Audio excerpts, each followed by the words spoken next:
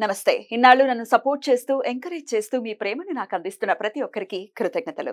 అలాగే ఈ వీడియో కూడా ఖచ్చితంగా మీకు ఉపయోగపడుతుంది. లైక్, షేర్ అండ్ సబ్స్క్రైబ్ చేసి మీ సపోర్ట్‌ని నాకు అందించండి. అలాగే ఈ వీడియో పట్ల మీకున్న అభిప్రాయాన్ని కామెంట్ సెక్షన్‌లో కామెంట్ చేసి తెలియజేయండి. ఇప్పుడు వీడియోని చూద్దాం.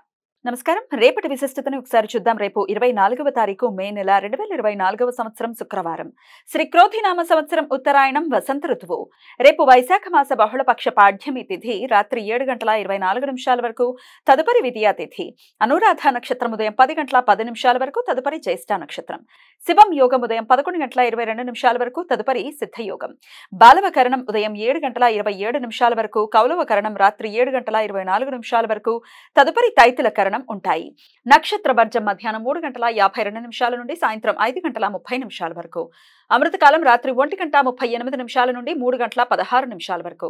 హైదరాబాద్ ప్రాంతం వారికి రేపు సూర్యోదయం ఉదయం 5:42 సూర్యాస్తమయం సాయంత్రం 6:44 చంద్రోదయం సాయంత్రం 7:40 చంద్రాస్తమయం ఉదయం 5:58 అభిజిత్ ముహూర్తం పగలు 11:47 నుండి మధ్యాహ్నం 12:39 వరకు. దుర్ముహూర్తం ఉదయం 8:18 నుండి 9:11 వరకు, మరలా మధ్యాహ్నం 12:39 నుండి 1:31 వరకు.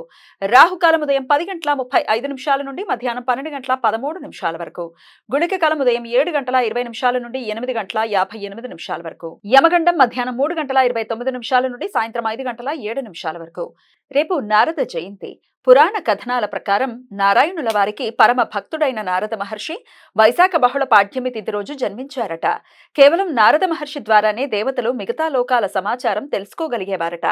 అన్ని లోకాలను తిరుగుతూ లోకహితం కోసం సమాచార మార్పిడి చేసే నారద మహర్షి భూమి మీద మొట్టమొదటి పాత్రికేయుడు, విలేఖరి అని నమ్మకం. భక్తులు రేపు నారద జయంతిని శ్రీ విష్ణు సహస్రనామ స్తోత్ర పారాయణం చేసి దాన ధర్మాలు చేసి జరుపుకుంటారు. రేపు ఇష్టి. వైష్ణవులు ఇవాళ రోజంతా ఉపవాసం ఉండి రేపు యజ్ఞం చేస్తారు. నిరయన రవి రోహిణి నక్షత్రంలో రేపు రాత్రి 3:16 ప్రవేశిస్తాడు. అప్పటి నుండి రోహిణి కార్తె ప్రారంభమవుతుంది. రేపు శుక్రవారం అనురాధ నక్షత్ర కలయిక ఉండటం వలన సర్వార్థ సిద్ధి యోగం రేపు సూర్యోదయం నుండి ఉదయం 10:10 మధ్య కాలంలో ఏర్పడుతుంది. ఈ సమయంలో నూతన వ్యాపార ప్రయత్నాలు చేయడానికి, కొత్త పనులు ప్రారంభించడానికి అనుకూలం. ఈ సమాచారాన్ని మనకందించిన వారు మేడికొండూరు విశ్వనాథ్ ప్రసాద్ గారు. ఆయనకు కృతజ్ఞతల్ని తెలియజేస్తూ నారాయణ స్మరణతో సమస్త సన్మంగళాని భవంతు. నమస్కారం.